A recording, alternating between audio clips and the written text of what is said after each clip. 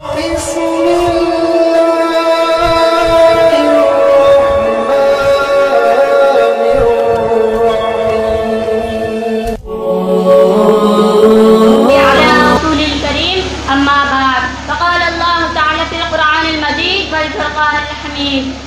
باللہ من الشیطان الرجیم بسم اللہ الرحمن الرحیم۔ محترم سامعین اکرام اور میرے عزیز ساتھیوں، السلام علیکم ورحمۃ اللہ وبرکاتہ۔ میں حضرات کے سامنے ایک چھوٹی سی تقریر پیش کرنا چاہتی ہوں۔ میری تقریر کا عنوان ہے آج کا معاشر ہماری ذمہ داریاں۔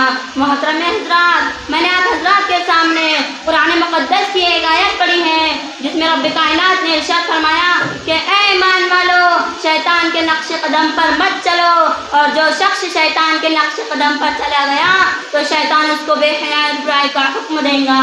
ملت اسلام کے نوجوانوں، آج کی اس محفل میں اور آج کے اس مبارک اجلاس میں میری تقریر کا موضوع آج کا معاشر ہماری ذمہ داریاں ہے۔ بارگاہ الہی میں دعا کیجیے کہ خالق کائنات مجھے صحیح بات کہنے اور پورے امت مسلمہ کو اس پر عمل کرنے کی توفیق عطا فرمائے۔ محترم حضرات، آج کے اس نازک دور میں ہمارا معاشرہ اور سماج کن کن خرابیوں سے دوچار ہے، اس کے اسباب و وجوہات کیا ہیں، ان سے مقابلے اور دفاع کی کیا تدابیر ہیں، ان کو اس مختصر سے وقت میں بیان کرنا اور ان پر تفصیلی روشنی ڈالنا دشوار نہیں بلکہ ناممکن سا معلوم ہوتا ہے، لیکن سر درست دو حاضر بعد شدید فتنوں کا اجملہ اور بعض کا تفصیلہ ذکر کر دینا مناسب سمجھتی ہوں۔ محترم حضرات، وہ اسباب کیا جنہوں نے معاشرے کی بنیاد کو ہلا کر رکھ دیا اور امت مسلمہ کے دامن افقاد کو تار تار کر دیا؟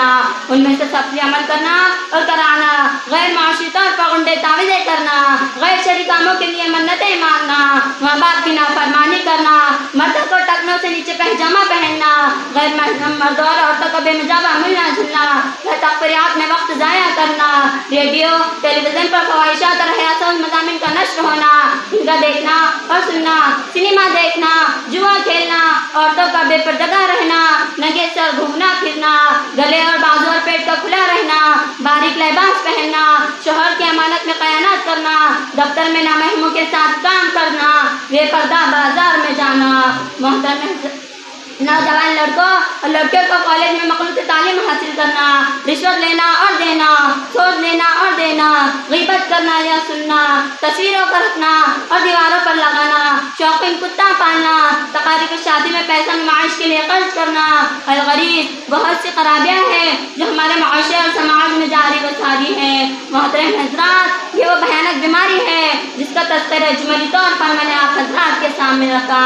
تو میں نہ جانتے ہوئے بعض شدید فتنوں کی وضاحت کر دینا چاہتی ہوں۔ مناسب معلوم ہوتا ہے کہ اول اس فتنے کا تذکرہ کیا جائے جس نے شرم و حیا کا جنازہ نکال کر مکاری و عیاری کو عام کر دیا، جسے لوگ سنیما سے یاد کرتے ہیں۔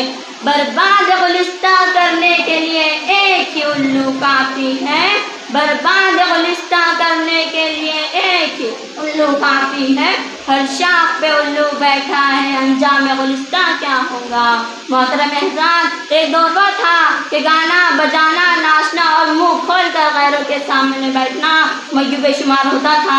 اونچے اور بڑے درجے کے لوگ ڈر کرنا، کم درجے کے لوگ اس کے بے حیائی پر یقین کرتے تھے کہ کسی کی شرم و غیرت اس بات کی اجازت دے سکتی تھی کہ اس کی بہو بیٹی غیروں کے سامنے ناچے اور گائے۔ کہ یہ ممکن تھا کہ ناچ گانوں کی محفل میں اپنے عورتوں کو غیر مردوں کے سامنے بے پردہ بٹھا دیا جائے؟ ہرگز نہیں۔ لیکن افسوس صدا افسوس، آج ہر شہر میں ایک نہیں کئی سنیما ہیں جہاں مردوں اور عورتوں کے غل نظر آتے ہیں۔ شریف زادیاں خود ایکٹر کے فرائض انجام دیتی ہیں، گندہ فیشن کی خصوصی اداکاری میں اجنبی مردوں کے سامنے نہایت بے باکی سے حصے لیتی ہیں۔ شرم حیا ان پر ہوتی ہے مگر ان کے سامنے مردوں اور عورتوں کے گروہ بیٹھے ہوئے ہوتے ہیں اور خیخے لگا کر ان کو خود داد دیتے ہیں اور خود ہی اپنی تہذیب کا مذاق اڑاتے ہیں۔ ہائے افسوس، ہماری عقل کہاں چلی گئی؟ مالدار اور غریب سبھی اس بیماری میں مبتلا ہیں۔ سنیما دیکھنا ضروریات زندگی میں داخل ہو گیا ہے کہ یہی انسانیت ہے کہ اپنی بہو بیٹیوں کے ساتھ تماشا دیکھا جائے۔ آقا دو جہاں صلی اللہ علیہ وسلم نے تو ارشاد فرمایا کہ میں گانے بجانے کو مٹانے کے واسطے بھیجا گیا ہوں، پر ہم ہیں کہ آپ کی امتی ہے اور بڑے زور و شور سے مسلمان ہونے کا دعویٰ کرتے ہیں اور خود ہی فلمیں بناتے اور دیکھتے ہیں۔ سینکڑوں ہزاروں گھروں کی چھتوں پر جب نظر پڑتی ہیں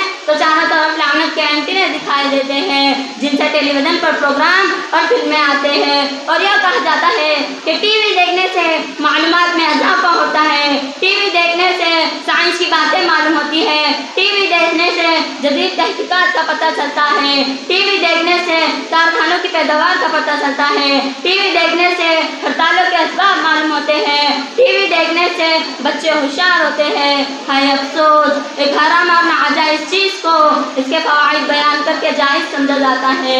اسلام کے پاسبانوں، جن فوائد کو شمار کرایا گیا ہے ان کو دوسری چیزوں سے بھی حاصل کیا جا سکتا ہے۔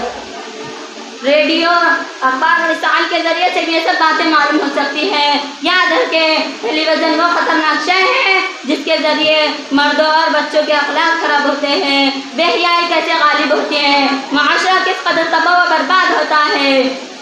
خاندان کے تمام افراد، ماں باپ اور سبھی اولاد بے حیائی کا معائنہ کرتی ہے، شرم و حیا جاتی رہتی ہے، ایک دوسرے کو مارنے اور قتل کرنے کے واقعات بھی پیش آتے ہیں، ان میں فحاشی اور شہوت انگیز مناظر کی کثرت ہوتی ہے۔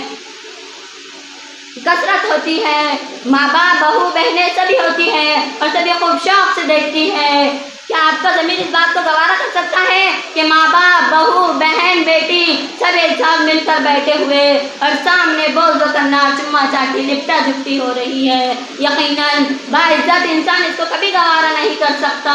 محترم حضرات، آج کے پرفتن اور پرآشوب دور میں فساد کا ماحول ہے، برائیاں عام ہوتی جا رہی ہے، چاروں طرف شیطانی جال پھیلے ہوئے ہیں، در و دیوار سے گانے بجانے کی شیطانی آوازیں فضائل میں معاصی پیدا کر رہی ہے۔ شیطان رجیم انسانیت کو تباہی کے دانے پر کھڑا کرنے کے لیے تن من دھن کی بازی لگا رہا ہے۔ سنیما ہال فواہشات سے معزول ہے، عورتیں بن سور کر کھلی مہاراشٹر پر گھوم رہی ہے، بد نظری عام ہے، زناکاری، بدکاری، لواط جیسی بھیانک جرائم کی طرف میلان ہے۔ دکانوں اور مکانوں، سراہی بیابانوں میں احکام شریعت کا جنازہ نکل رہا ہے۔ باطل گمراہ باقی مسلمانوں کے عقیدے پر ڈاکے دینے کی کوشش کر رہا ہے۔ فضائل کائنات اپنے تمام تریناؤں کے باوجود ماتم میں کندہ بنتی جا رہی ہے۔ میری پیاری بہنوں، ہم خدا تعالیٰ سے دعا کریں کہ ہمارے معاشرے میں جو خرابیاں پیدا ہو گئی ہیں ان کو دور فرما اور ہم سب کو اسلامی معاشرہ نصیب فرما اور ہمیں اپنی ذمہ داریوں کا احساس کرنے کی توفیق عطا فرما۔ آمین۔ السلام علیکم۔